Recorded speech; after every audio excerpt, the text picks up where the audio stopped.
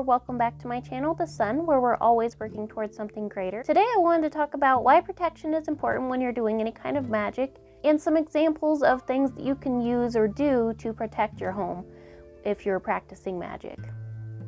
So first let's talk about why protecting yourself and your home is important if you're doing magic. Important because it doesn't matter what kind of magic you're doing. If you're doing magic which is black magic, dark magic, any of that kind of stuff, or if you're just simply a white witch like myself doing only things for your personal good or to help others, to help yourself and to help others. Mostly me, I'm pretty much only just focused on doing things for myself. I did make a video about why I don't do magic on or for other people. So if you're interested in that video, I can try and remember to link that below. Basically, I just do things for myself just because I don't really want to interfere in other people's free will and everything. But even if you're only doing those kinds of spells and only things for yourself or only for the good of others, it is still needed that you should do protection for yourself. And why it's important is because there are different reasons why you might need it. Like, one of the first reasons why you would need protection is anybody that's doing kind of like the evil eye thing where they're wishing ill will on you. This can sometimes be intentional or unintentional. That sometimes you just maybe tick somebody off, somebody doesn't really like you, anything like that, and they just send negative energies your way.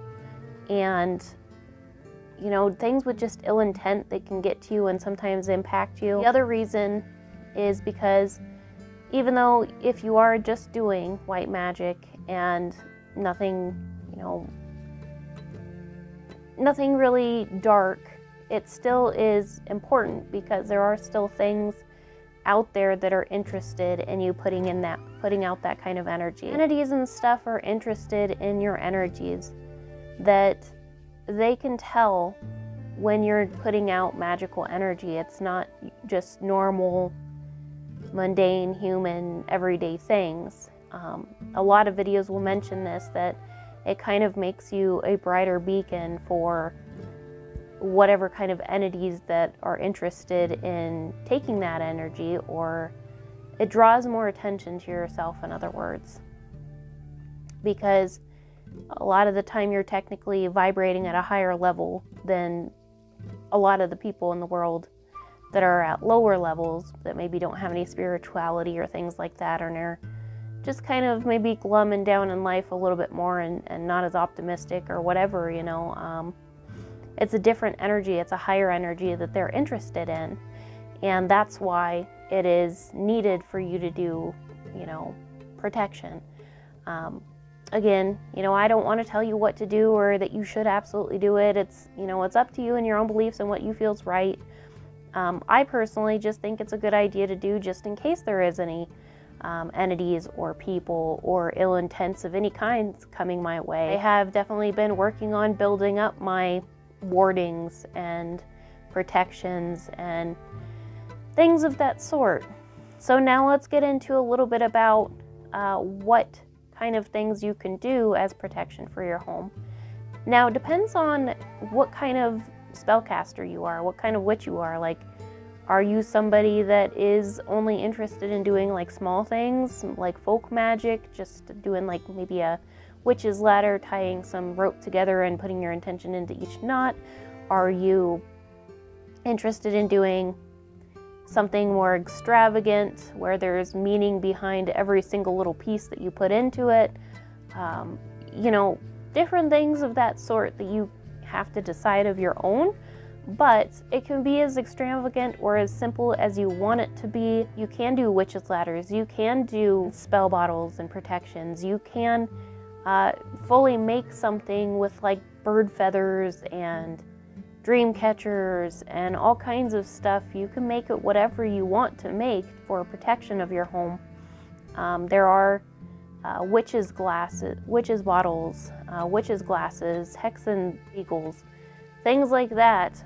Basically, a witch's bottle is traditionally something that was used way back in the day, where people would bury it under like their front porch or their front steps as close to their house as they could. It was in like a bottle. They put different ingredients in there, usually some sharp things like broken glass or nails. The idea behind that was that you would, if somebody would put an ill intent or something negative would come at you, that it basically would get caught in that bottle, and you usually would put like a tag in it. So that means like hair, pee, spit, something like that, so that it kind of is confused to think that that was your energy, it was you. And then the idea is that the entity, the energy, whatever, gets stuck in that bottle with the sharp pieces and everything to keep it from getting to you. So that's one option, and it's a really good option. I am interested in making that myself. Some people take kind of similar thing from that and just hang those in their windows. The Hexenspiegels, you know, that's a different thing too, where the idea behind mirrors is that it will reflect things. Now you either with this can just have it with the intention that it will deflect it away from you, or it can be an intention to basically be a return to sender thing, where if somebody or something goes your way, it'll, you know, be deflected to whoever sent it if it was a specific person. So that's some options you can do for that. It can just be as simple as little things that you decide to make on your own ideas. You can do wordings with certain things, like getting a certain statue that you put out in your yard.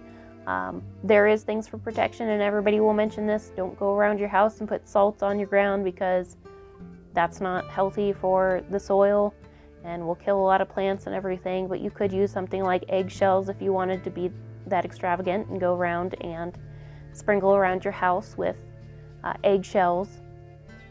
Putting maybe statues or some kind of wards at each corner of the home. It can be a lot of things. You can use mirrors even in your own home to take away energies, and that spirits can't pass certain mirrors and things like that. I do want to say here, you can go overboard with warding your home, that you can possibly ward it to the point where your spirit guides and guardian angels can't get in. So I would just say be careful with what exactly you're trying to keep out. Of course, for me, my intentions are always just for anything of ill will, anything that's coming at me from other people, entities, whatever, of ill will that has negative intent, that it is not allowed. Not allowed to pass, it's not allowed to come in. And, you know, some people also can use like brooms over the doors. That was a good traditional one. There's just so many ideas, so many things that you can use for protection. Just simple charms, making yourself a sigil, putting that sigil in your window, drawing that on a rock, drawing it on a piece of paper. You know, whatever you feel is right is a good thing of protection, then go for it. I would recommend having a couple different forms of protection, and I would also recommend warding pretty much every entrance of your home, all windows, all doors, and particularly, I would say even more so, doing some extra protection in the place that you actually practice magic. Wherever you have your altar space, particularly make sure that that place is especially warded to protect your sacred energies and the workings that you might have going on, or different things like that. I would show some of my own personal workings for protection, but I don't want to, honestly, because I feel like that's really kind of private, that I shouldn't be showing that to other people, because they don't need to know what that's for, and I don't want them to have a direct target that they can work around to get to me, in other words. So that's why I won't really be sharing mine. I just wanted to give some tips of things that you personally could make yourself. I hope that this video was helpful, guys, and I hope you were able to take some tips from this, and I hope that you guys have a great rest of the day.